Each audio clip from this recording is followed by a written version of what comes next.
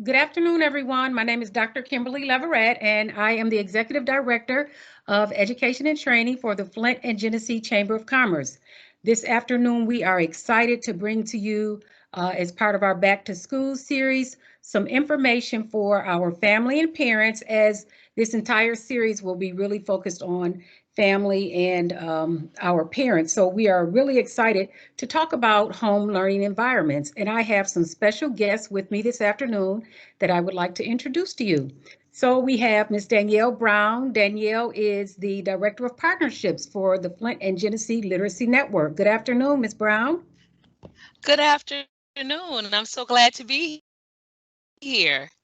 Also joining us, we have Mary Herron. Ms. Mary is the Literacy Coordinator for the Flint Development Center. Good afternoon, Mary. Thank you for joining us this afternoon. Thank you for having me. I'm happy to be here. And we also have another great partner that's joining us, our fearless family engagement facilitator from Flint Community Schools, Miss Ashley Strozier. Ashley, how are you doing this afternoon? I'm doing well. Thank you so much for inviting me. I bring you lots of happiness and greetings from Homestem Middle School Academy, where we are servicing grades 6th through 8th grade this year. We are off to an amazing start already, and we're excited about the great things to come. Great. Thank you so much. Well, again, these are going to be short, power-packed conversations that we're having in the next couple of weeks. So parents and families, please tune in because we're really excited about what we've been able to put together to share with you. So we'll just get started. So let's talk about some practical tips for creating distance learning environments for parents. And Mary, we'll start with you. Well, I think one of the number one key things is to give each child their own individual space.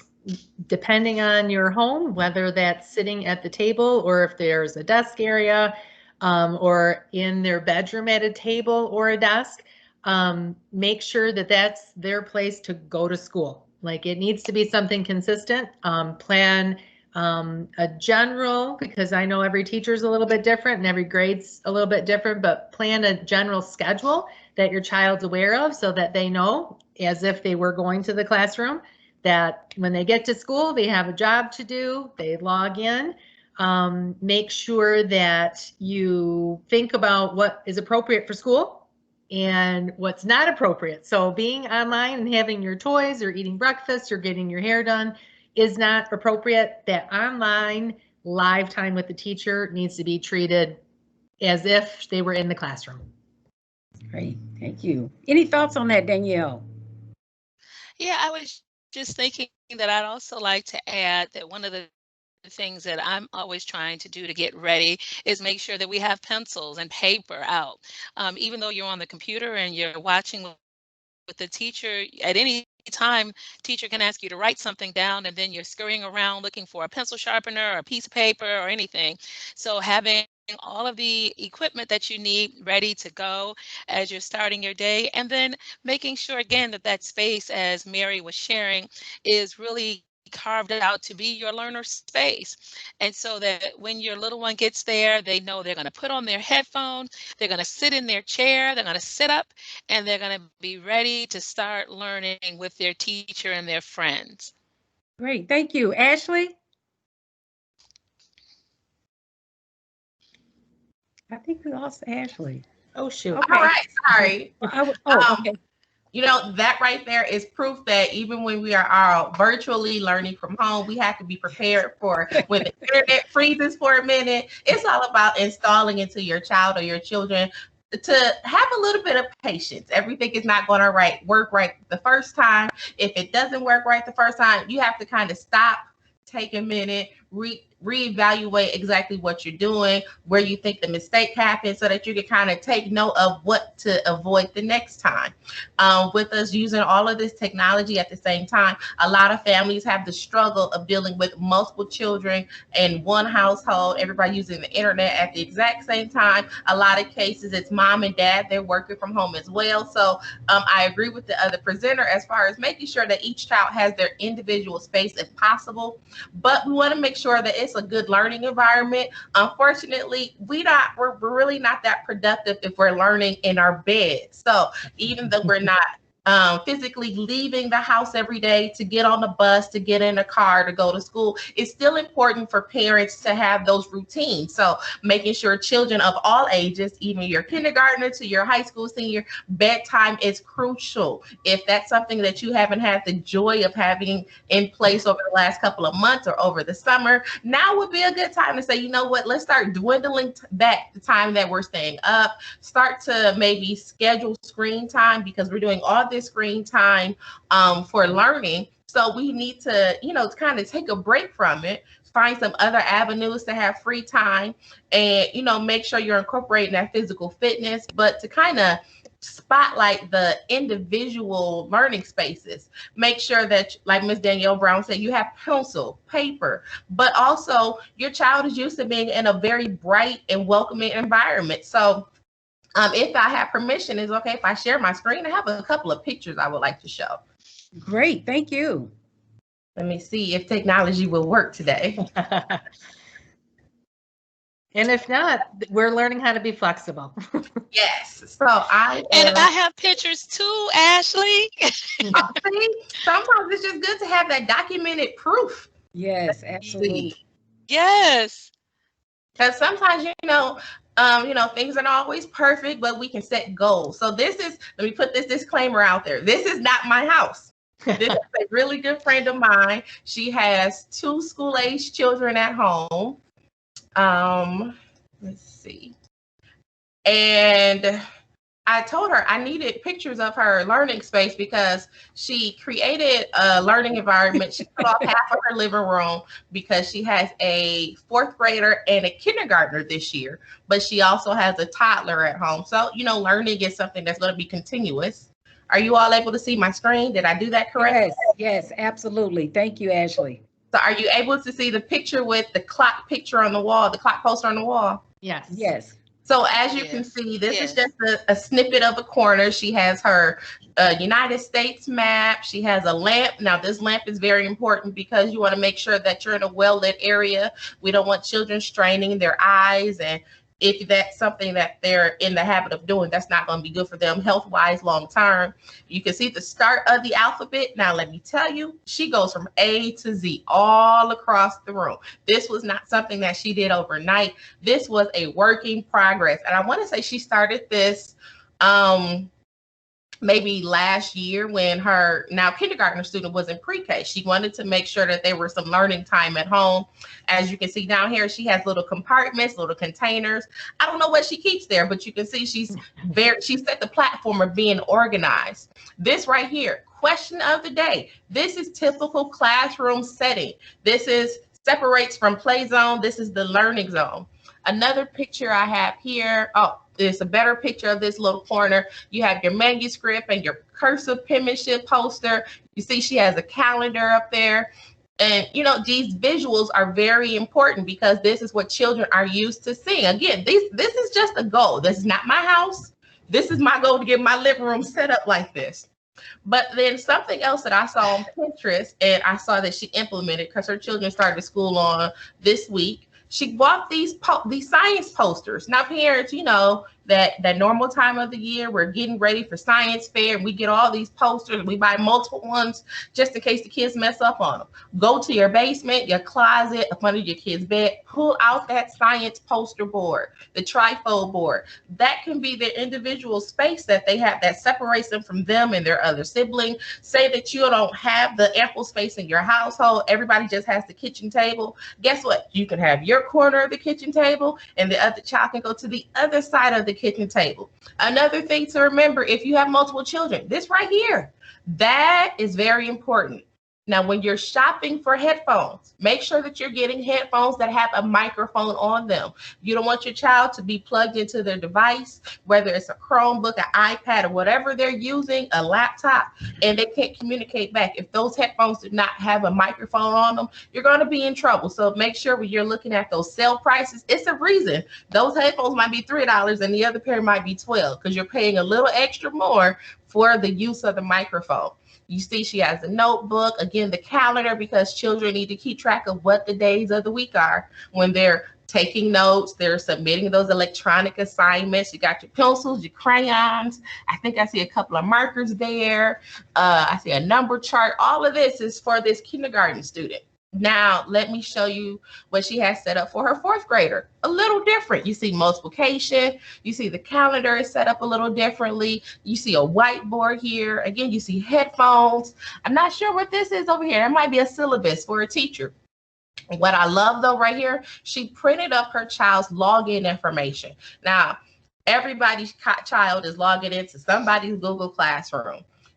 As adults, we forget our passwords all the time. So imagine the stress level your child is feeling because they can't remember how to log in, what's the password, and Lord help them if the password has a capital letter this, a lowercase level that. Give that child that visual so that they can eventually learn it over time. This is very traumatic for children all over the place, and we are requiring more as our wonderful children at home. So let's do what we can to alleviate the stress so that they can be successful in their learning environment, no matter where they're at. So I think I learned a lot from my friend Alex, and I told her I'm going to use her as an example today because these are, for me, these are parent goals. And if I can create a learning environment like this for my children, I think my children will be more successful. They'll be able to transition better. And it doesn't matter how long we'll be learning from home. They will be able to be successful and get those assignments turned in and be scholar students, just as if they were inside the building. That is wonderful. Thank you for sharing. And the other piece that, oh, go ahead, and Danielle. I know I didn't get a chance. I was trying to pull up my photos because I did create a learning environment in my home for my niece and my nephew. And really, I thought that those were fantastic, beautiful photos that you were sharing, Ashley. But I was going to share that I have a fold-out table that I have two young people at. I have actually do have the password and user ID taped to the wall.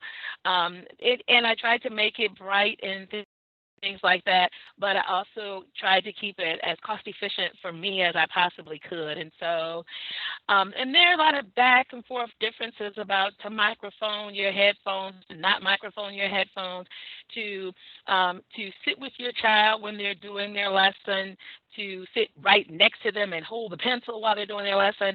But I think we're all in a space where we're desiring to learn more and just excited about the fact that we would choose to create a space in our home where we figure all of those things out around learning. Well, Danielle, you're muted.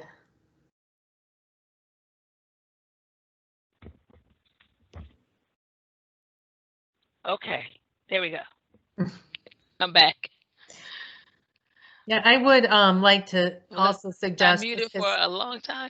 You could break the bank setting all this up. And if you go to Five Below, they do have headphones there. They might not last forever, but for $5, it's worth it. And I think it depends, Danielle, on the device that the child is using, whether a microphone is needed or not. Feedback that I have from some of my friends that are still teaching is that sometimes the microphone gives a lot of feedback. But again, I'm not sure if it was a tablet they were on or a Chromebook and I think that again, you need to kind of be ready to be flexible. If the headphone with the microphone is causing feedback, you get another, get earbuds from the dollar store. But I really think a lot of parents need to consider, everyone's going to be sold out. You know how that back to school shopping goes, but to utilize online shopping, but the Five Below, the dollar stores, that dollar section at Target when you first walk in, there's a lot of really good resources there that don't cost a lot of money. The other thing that if you've never gone on Pinterest for learning things, that's a fabulous place to go if your child is having to learn long division, and we all know how to do it, but we forgot how to teach it. If you put that in the search for Pinterest, it'll give you activities, it'll give you games to play. It's a great resource. And even for the older kids, a lot of times if they perhaps have to write a compare and contrast paper, it'll give them examples. So you don't, as a parent, panic, go, shoot, I haven't written that or done that in so many years. you can go to Pinterest or go to Google and just get samples and some ideas from that as well for free.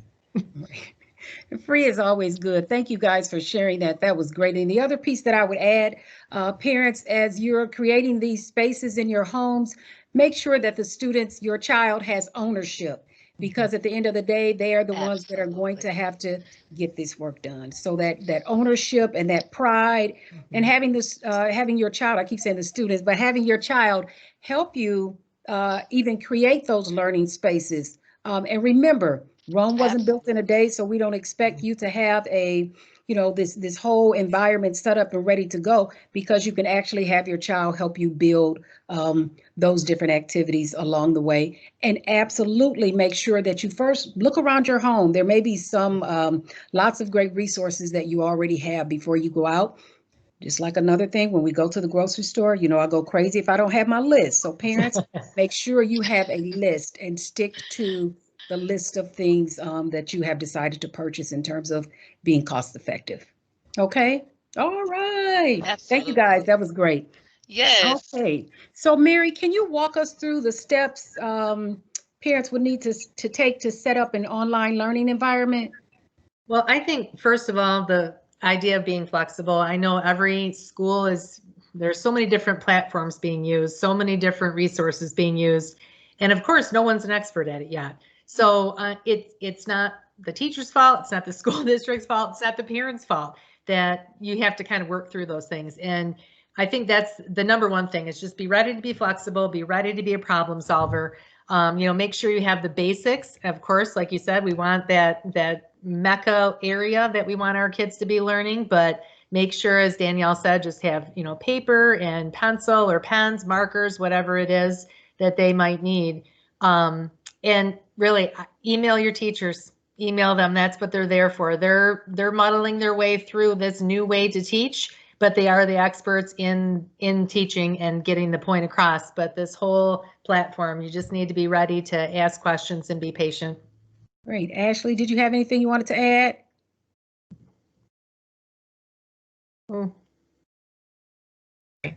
Sorry about that. So I know Ms. Mary had mentioned parents keeping in contact through email. One suggestion that I've been giving to all of our parents over here would be that parents create or establish a brand new email address. That way, the email address that you normally use for your coupons or for your work login or for your church login, we are all wearing multiple hats right now, living in this new virtual era.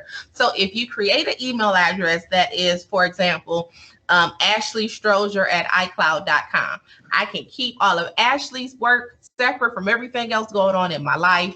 When Ashley's teacher will email me, I can know that notification is different from everything else. It's not a coupon about a sale for shoes this weekend. This is about my child and their education. So let me make sure that I mark this as important, so that when it comes across my phone, my Apple Watch, whatever device you may use to keep track of everything that's going on your phone, your children's work, your children's education coming through electronic emails will be a highlight. It'll be more important than anything else coming across. It would also allow the parents to be more organized. A lot of times email now gets treated like how we used to treat junk mail in the 90s. You used to be so upset to get all this wasted paper in your mailbox. And now we're getting the same way about emails. You don't want to lose a check-in message from your child's teacher saying, hey, your child did great today, because it got lost in everything else. So if you have 4 different kids at home, take a few minutes.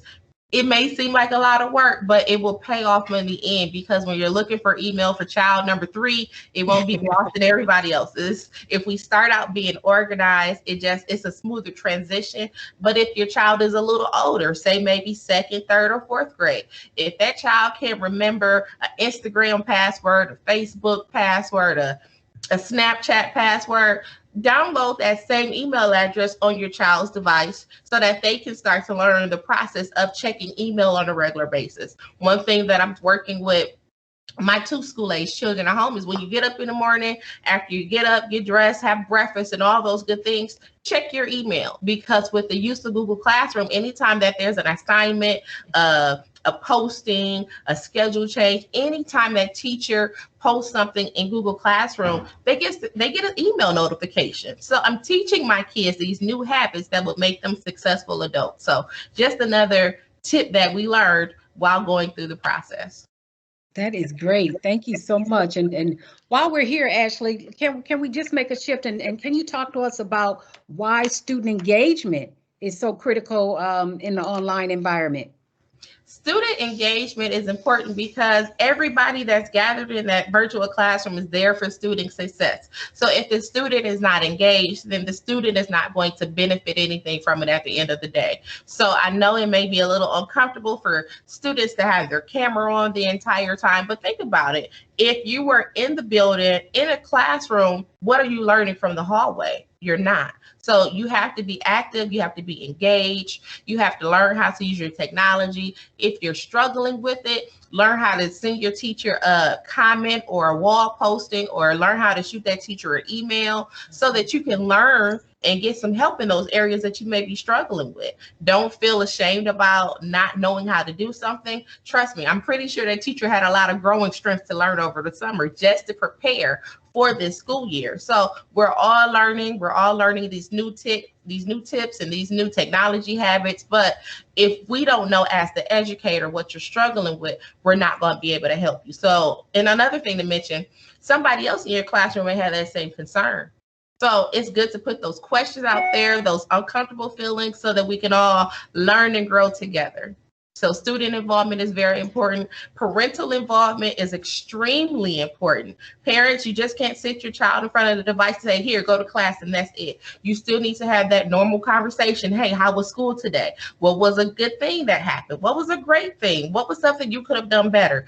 More and more of those conversations are important now, because I think maybe some parents will think because we're doing everything on tablets, oh, my kid know how to work that tablet. They do that all the time. It's different because now they're learning and they're expected to show growth through the use of technology. So you want to make sure you're checking in as a parent, seeing if there's something that you can help provide support. You know what? Maybe if you're at home while your child is learning and it's lunchtime, your child is taking a break, maybe take your child a grilled cheese sandwich to the table so they don't have to get up. You know, encourage that growth, encourage that positive learning environment. Maybe during lunchtime, everybody turns off their device and they come to the kitchen table and say, let's have a meal.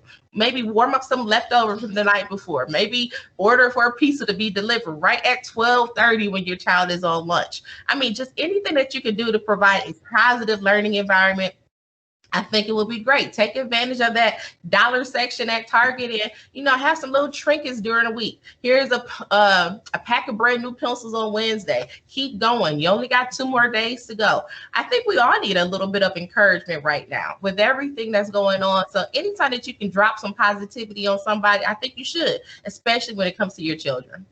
Great. Focus on the positive. Mary? And this. Go ahead, Danielle. No, I was going to say, and this is a great time to help your children to learn how to be an ally with their teachers. So for example, if the teacher says turn the screen on, or you're checking to make sure that your student's screen is on, or if the teacher sends a message saying we need your daughter to sit up a little bit more because we can't see them in the screen, that they can learn how to be a helper, not just to their own success, but to the success of the process, because we're all learning and growing together. One of the things that I've been working on is really encouraging my kids to sit up so that they can be seen, that this isn't a lay down time. And I know that there's been a lot of different training about how children should be able to wiggle and move and sit on their legs and move around. But when you're in front of the computer consistently, you do need to be seen. So this is a culture change for them, and how we're communicating with them to be on team with the classroom, on team with their teacher, and on team even with their siblings and their parents. It's a great opportunity in all of that.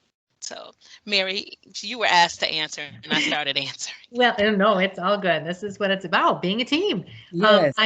Ashley, I think one of the things that you're saying, take a break or get some rewards, that's something that I think is so important because obviously we're not having art class or music class like we normally would, or gym class like we normally would. So I think for parents to get their children involved in a physical activity, and anytime you can get them outside, oh my gosh, even if it's just for 10 minutes, get some fresh air, take some deep breaths out there, get some simple mindfulness into their day.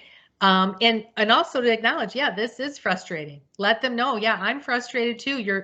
We're frustrated. Let's work through this. What can we do? Get their ideas to problem solve, because there will be a lot of problems. That's how life works.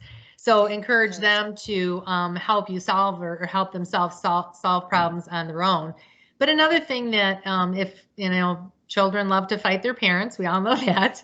One of the things that is simple and easy to do for behavior is just to create a little sticker chart, or you can just get a marker and do a star. Like if you do great and set up and have great eye contact today during the lesson, you get a star.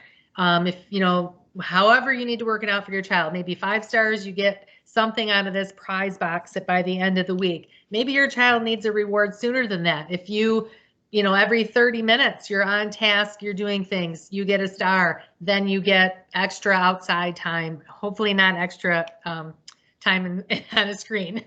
We don't want to do that.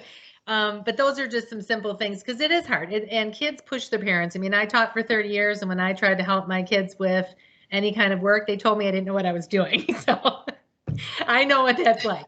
But you just, I had a friend of mine that said, when your kids start giving you problems, you got to up your parenting. And that's the thing. We all have a bag of tricks and we all get frustrated. That's why adults need to talk to each other and maybe talk to the teacher and say, wow, they're really having a hard time staying focused. Do you have any suggestions for me? And maybe that environment that you set up isn't quite working out. Change it. Move it to another room. Let them color it instead. You never know. And I'm guessing that, I hope to God we're not doing this all year long, but even if it's only a week, maybe every week they get to change something. You have to keep the target moving, so to speak. Yes. Thank you so much. I think that also went into these last 2 questions that I have before we wrap it up. You guys, I love this team. You're so passionate about the work that you do. And also, parents, know that this information that we're sharing is for you.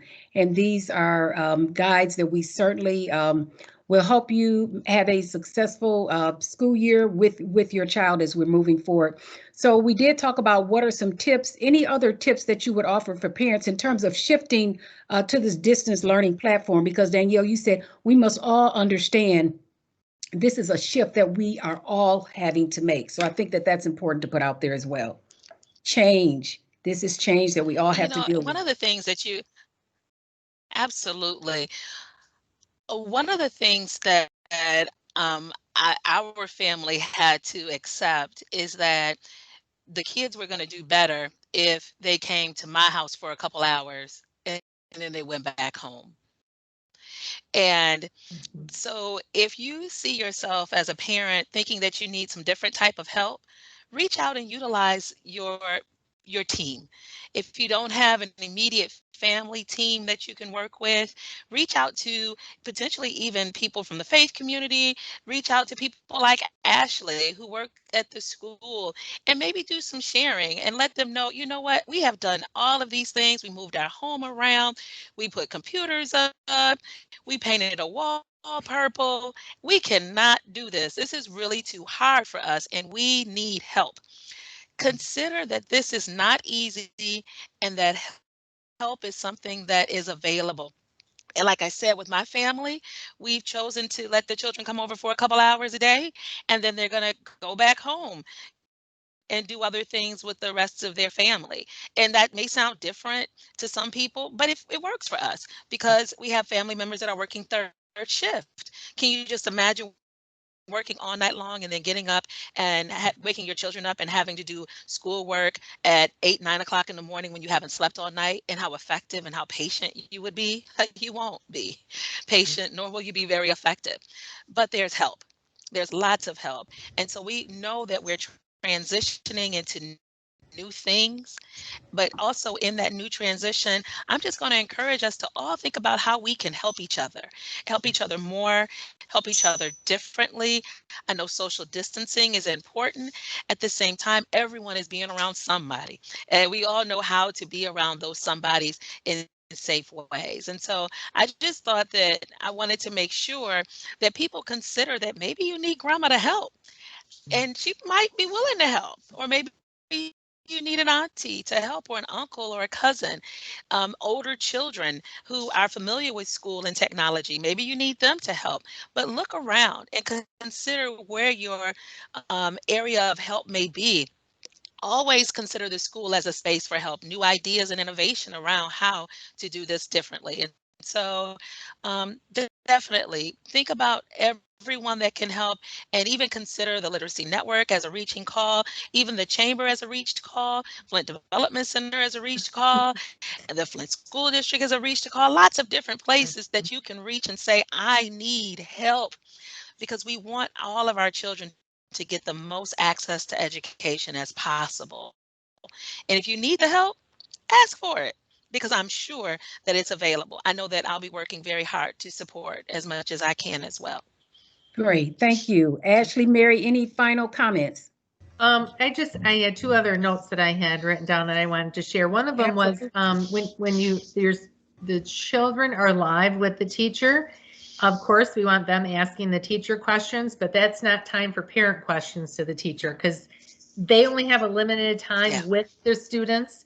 That's what the email, or Ashley, you were talking, which was a fabulous tip about setting up an email. But I do know that some schools maybe use a messaging system rather than email. There are a couple different ones out there. So whatever it is, that's the time for the parents to ask questions of the teacher, not during the actual lesson.